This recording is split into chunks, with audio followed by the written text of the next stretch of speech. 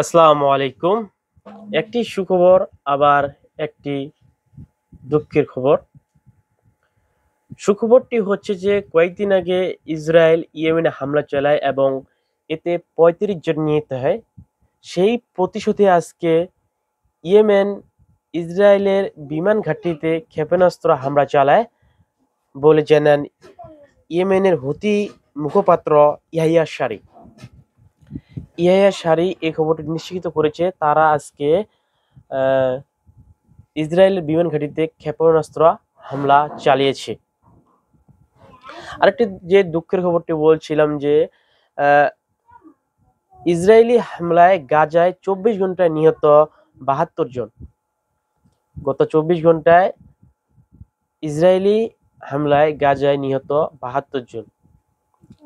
সত্যি খুব দুঃখজনক। নিয়মিতই মৃতের সংখ্যা বেড়েই চলেছে। ইতিমধ্যে প্রায় ৬০,০০০ প্লাস, অর্থাৎ ৬০,০০০-এর বেশি মানুষ এখন পর্যন্ত এই যুদ্ধে নিহত হয়েছে গাজার মানুষ। তো ইয়েমেন আর ইসরায়েলের যে খবরটি সেটি বলছে, হুতি মুখপাত্র ইয়াহিয়া সারি তিনি নিশ্চিত করেছেন যে তারা আজকে ইসরায়েলের বিমান ঘাঁটিতে একটি সফল ক্ষেপণাস্ত্র হামলা চালিয়েছে এবং তাদের এই হামলাটি সফলভাবে তারা মানে পরিবেশন সফলভাবে আর কি করতে পেরেছেন। ইয়াহিয়া সারি এই কথাটি বলেন। তারা বলেন যে আমাদের উপর তারা যে বিমান হামলা করে তার প্রতিবাদে বা তার প্রতিশোধে আমরা আজকে এই হামলাটি করি। এতে ইসরায়েলের বেশ কিছু বসতবাড়ি বসতবাড়ি অনেক বসতবাড়ি ধ্বংস হয়ে যায় এবং সেখানকার অনেক আঞ্চলিক নাগরিক সেখান থেকে পালিয়ে যায়।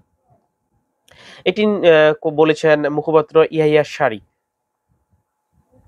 তো এখন কি আবার ইয়েমেন আর ইসরায়েল যুদ্ধ হতে পারে? আশঙ্কাটা কিন্তু ক্রমশই বাড়ছে। কারণ যেহেতু এখন পাল্টাপাল্টি হামলা শুরু হয়ে গেছে। আপনারা হয়তো জানেন যে ইসরায়েল যখন কোনো রাষ্ট্রকে হামলা করে, আবার যদি সেই রাষ্ট্র ইসরায়েলের উপর হামলা করে, তখন কিন্তু ইসরায়েল কিন্তু থেমে থাকে না।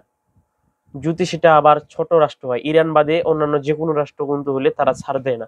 কারণ ইরান একটু খালি সক্ষমতার দিক দিয়ে উপরের দিকে রয়েছে, বাকি আশেপাশে যত রাষ্ট্র রয়েছে ইসরায়েলের আশেপাশে সবগুলোকেই কিন্তু তারা ভয় পায় না, কাউকে ভয় পায় না, শুধু ইরানকে ছাড়া। কারণ ইরান কোনো ছাড় দেয় না অন্তত ইসরায়েলের হামলার প্রতিশোধের জন্য। তো ইয়েমেন ও ইসরায়েলের যে যে বর্তমান থমথমে অবস্থা, অস্থিরতা, পাল্টাপাল্টি আক্রমণ করে কিন্তু যুদ্ধ আরো ক্রমশই বাড়তে পারে বলে আশঙ্কা করছে বিশ্লেষকরা। তো পরবর্তী আমি আপনাদের মাঝে যে খবর অবশ্যই দেওয়ার চেষ্টা করবো, তাই চ্যানেলটি সাবস্ক্রাইব করে রাখতে পারেন। সবাই ভালো থাকবেন। আসসালামু আলাইকুম।